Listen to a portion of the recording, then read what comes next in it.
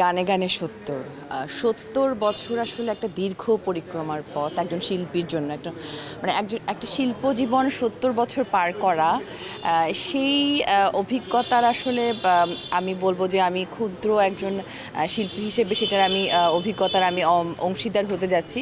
সেই অংশীদার হওয়ার জন্যই আসলে মূলত এই অনুষ্ঠানে আসা। আজব কারখানার এই দারুণ উদ্যোগকে আমি সাধুবাদ জানাই যে এরকম কিংবদন্তি তুল্য শিল্পীদের জীবন যাত্রার গল্পটা আমাদের যারা সাধারণ মানুষ সাধারণ মানুষ বলবো না, আমরা যারা আসলে শ্রোতা, এত সুন্দর সুন্দর গানের গীতিকবি হিসেবে যাকে আসলে আমরা সবসময় শুধু শুনে এসেছি গল্প, তাকে আসলে সামনাসামনি দেখার সৌভাগ্যটাও আসলে সেই সুযোগটা করে দেওয়ার জন্য আজব কারখানাকে অসংখ্য ধন্যবাদ। আর আমি নিজেও আসলে খুবই আপ্লুত। আমার কাছে মনে হয়েছে সবসময় যে এরকম একজন গুণী মানুষের সান্নিধ্য পাওয়ার জন্য যে আমি যে একটুকু সুযোগ পেয়েছি, সেই সুযোগটা আসলে মিস করতে চাইনি। আমি আজকে গানে গানে ৭০ এই অনুষ্ঠানে এই আয়োজনের মধ্যে চলে এসেছি। এজন্য প্রতিটা সৃষ্টির না আলাদা আলাদা একটা আবেদন আছে।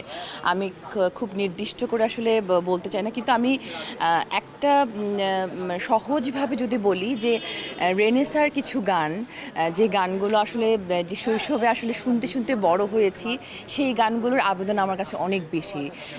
যেমন হৃদয় কাদামাটির গড়া কোনো মুহূর্তে, আমি লিরিকটা ভুল বলছি হয়তো বা, কিন্তু এই গানগুলো না এতটাই প্রাণের সাথে সংযুক্ত, এবং আমি নিজে বলবো যে শৈশব থেকে এই গানগুলোর সাথেই বেড়ে উঠেছি। এজন্য খুব নির্দিষ্ট করে আমি কোনো গানের কথা বলবো না, তবে আমার কাছে মনে হয় যে একজন শিল্পীর জন্য, শিল্প জীবনের জন্য আসলে উনি যে গানগুলো সৃষ্টি করে রেখে যাচ্ছেন আমাদের এই প্রজন্মের মানুষদের জন্য, এটা একটা অসাধারণ একটা বিষয়, এবং সেই অসাধারণ মুহূর্তের অংশীদার আমিও হতে যাচ্ছি, জন্য আমার খুব ভালো লাগছে। সাত ভাই চম্পা আমার খুব প্রাণের একটা কাজ, কারণ হচ্ছে আমরা দীর্ঘ সময় ধরে আমরা বিশাল আয়োজন নিয়ে কাজটা করেছি, এবং যেহেতু একটা রূপকথার গল্প, রূপকথার আয়োজনের জন্য আসলে একটা অন্যরকম বিশেষ আয়োজনের প্রয়োজন পড়ে। সেটা চ্যানেল আয় এবং আমরা পুরো টিম এখানে কাজ করেছি, অনেক স্মৃতি জড়িত। আর দর্শকরা এটাকে নতুনভাবে গ্রহণ করেছে, খুব সাদরে গ্রহণ করেছে, আমার খুব ভালো লাগছে। আর আমি ব্যক্তিগতভাবে বলবো যে এই কাজটা বড় পর্দায় থেকে যাচ্ছে, এটা অনেক বড় একটা পাওয়া। বড় রানী এবং রানীর চরিত্রে অভিনয় করতে গিয়ে আমরা সবাই খুব, যারা রানী মহলে কাজ করেছি, রানী চরিত্রে অভিনয় করেছি, প্রত্যেকের মধ্যে একটা অন্যরকম একটা অভিজ্ঞতা আমরা অর্জন করেছি।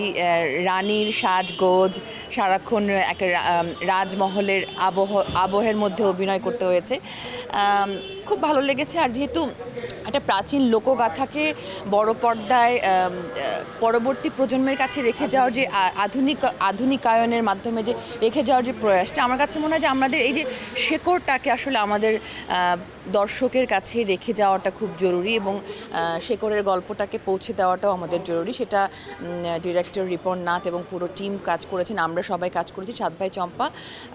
আর সহশিল্পী অনেকেই ছিলেন, বিশাল একটা টিম কাজ করেছে।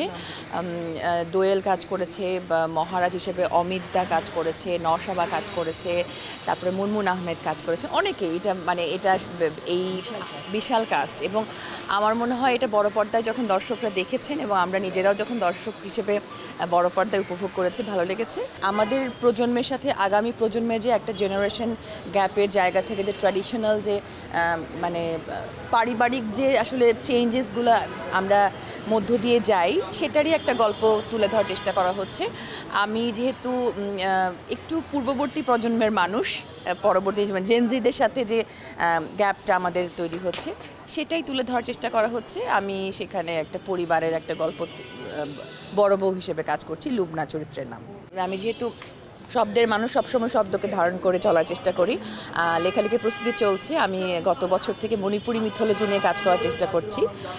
আমার মণিপুরি লোকগাথাকে আসলে আমার পাঠকদের কাছে তুলে ধরার একটা চেষ্টা আমার চলছে।